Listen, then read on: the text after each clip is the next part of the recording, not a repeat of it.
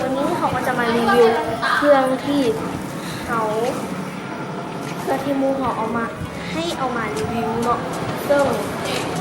IG เขาจะขึ้นให้บนนี้เลยเนาะนี่เป็นพี่จ้าเราจะไปเบิ่งกันก็จะเป็นตอนนี้อันนี้เป็นแบรนด์ I Love Gucci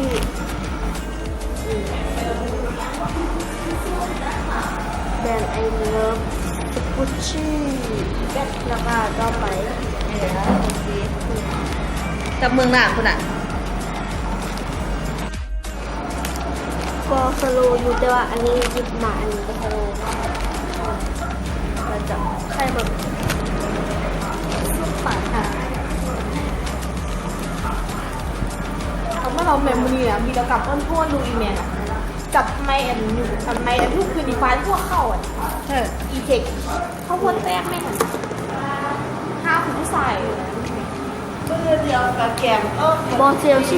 เกเกอเรียบเนาะนี่มาบังกับกุชชี่มันเผ็ดนิดหนึ่งก็คนละแซ่บหอมกินเนี่ยกับบูหรอกอีพอกินมากขนาดซัมนี่เลยจิ้มนึงก็อย่างแซ่บแล้วก็อีตุยเมียที่เดี๋ยวเขาจะแปะลิงก์ยูทูบห้อง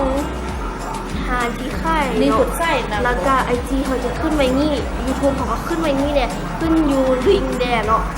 นี่เนาะเดี๋ยวปุ๊บส่งสโลถ้าใดแล้วมันจะเป็นอันนี้เนาะเชื่อมเลยเพลงอันนี้เป็นกับนี่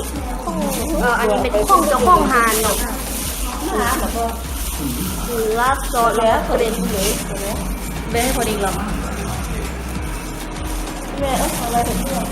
แต่เอามามึงสโลมึงเขาอีไลมือมาห้องเทียนหนดดูโอเคเป็นไม่เหมาะสำหรับการรีวิวกุชชี่ทีถ้าจะเอามาให้ดูเนาะก็ถ้าไม่สนใจก็จะเป็นแอดกันไปซื้อกันไล่ๆแล้วค่ะมีลากป้ายเครื่องเนาะเครื่องก็มีลากป้ายเนาะโอเคสำหรับคลิปนี้ขอลาไปก่อนนะคะ